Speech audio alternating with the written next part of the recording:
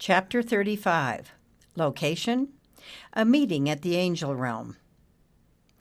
Whenever Nimbus was waiting to see Archangel Michael for a new assignment, he was nervous. But this time, he was there for a new mission. This time, he knew what he wanted, and that was to become a human being.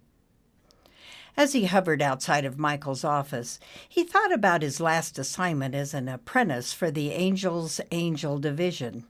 He was proud, but did he pass? And if he did he really earn such a position? I know I did a good job helping a mother-daughter find their hearts again, he thought, and he definitely felt the depth of the situation. But was he advancing too fast? What was the reason that Michael was pushing him so quickly through the ranks? He was sure he had screwed up the Angel Associate Master Level degree when he botched the self-storage assignment. Michael had said that all things happen for the best, and the older couple was going to sell and retire anyway. "You don't see it yet, but Nimbus, you are expanding your horizons," he had said. "Seriously?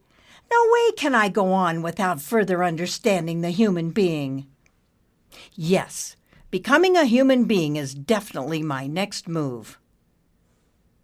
"Come in, Nimbus," Archangel Michael said, gliding back to his desk. He was looking extra radiant in his shimmering indigo robe with silver piping. His beautiful blonde hair was trimmed shorter and seemed to have an extra glow, as did his aquamarine-colored eyes. Nimbus floated in and positioned himself in front of the same desk he had dribbled on the very first time he met Michael. This time he had more control and confidence. He was older and wiser. "You're looking quite bright, Nimbus. Your visit must have been a good one." Michael's eyes danced with delight as he spoke. "How's your mother?" "My family was away, but I enjoyed my alone time. It gave me time to think, and things are much clearer to me than ever before." "Oh, good to hear. I liked your review with what you learned with your last assignment. You found an angel's way into their hearts." "Yes, but it was really a challenge, all right. By the way, do you know anything about Lady Meander?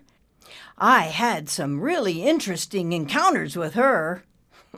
"Yeah, she's a caution at times. But as wise as she is, there is always room to learn about oneself." Michael smiled at Nimbus. "So are you ready for the award ceremony?" He noticed Nimbus frown and added, "We were very proud with your quick assessment of your challenging last mission and your demonstration of compassion and kindness with Ruth and Megan. I'm sure you have already heard about the graduation ceremony that is to take place." What? No," Nimbus said, remembering he hadn't checked his messages. Maybe. How many are graduating in my class?" "Actually, it's for all the graduates who accomplished their missions and are moving up. So we will be combining the Angel's Angel graduation with the others." "Oh, then, will the Virtues be there?" Nimbus asked and turned a soft pink. Michael smiled at Nimbus. Seeing his innocence, his heart suddenly sent a green and pink feeling into Nimbus's heart. "You're my favorite. You know that, don't you? I am so proud of you in your accomplishments, and I am ready to offer you your next and last mission to achieve the status of Angel's Angel Complete, which would put you in line to actually become the commander of all of the ACT." Michael paused, seeing the terrified look on Nimbus's face. "But something tells me that's not why you're here."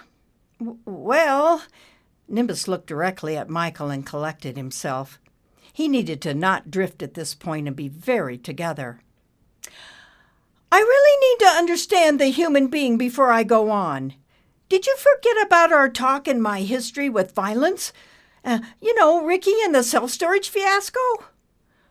"I never forget anything, Nimbus." Michael was looking more like God himself. Oh, right. "But you forgot about how you are learning to control your powers through your experiences.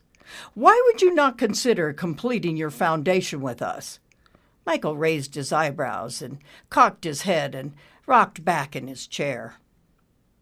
Nimbus floated to the open window that overlooked the world. The job he was about to be offered was beyond his comprehension. He was still trying to get a handle on how he acted with Ricky and the drug dealers. Remembering the list of requirements to become an angel's angel complete, he couldn't imagine the kind of weight on his shoulders. Panic was just looming over the horizon. "I don't think I have enough bricks in my foundation yet." "Nimbus, we are all just energies in the same oneness. It's like how you dissipate into the ocean and rise up again. You already understand the concept. The angels are all trying to help humans realize that they are not the only fish in the sea. They are the ocean as well." "But that's just it.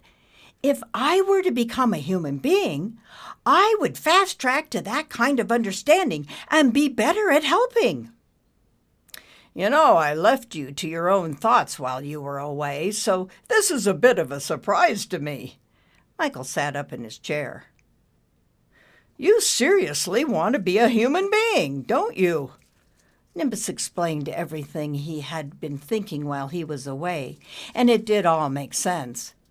Not to be human was missing a very important component to the equation, and Michael was beginning to take him seriously. "Here's what I'll do," Michael continued. "I will set up a meeting with Archangel Raphael, and you can pitch the idea to him. If any angel knows how to turn you into a human being, he would be the one." "You mean it, Michael? Oh, that would be awesome!" Nimbus was expanding. "Now, don't get all inflated too soon. Just talk to him first. I know he will be at the celebration ceremony tonight." "Tonight?" Sorry for the short notice. I did send you an invitation. But since you've been away, our communications haven't been the best, have they?" Oh, right, no. My bad for not checking in. Oh, but thank you so much, Michael, my friend." Nimbus felt the tears well up in his eyes. "You always help me out and get me back on the right path." "I'm not sure that this is your right path, Nimbus, but Raphael will steer you in the right direction." Michael moved to show Nimbus to the door. "See you at the party tonight, and Nimbus, congratulations. You are a first-class AA." Oh, thank you very much," Nimbus said, floating out the door in glee. He never dreamt his first meeting with Michael would lead to such friendship. He stopped and wiped the fog off of his glasses.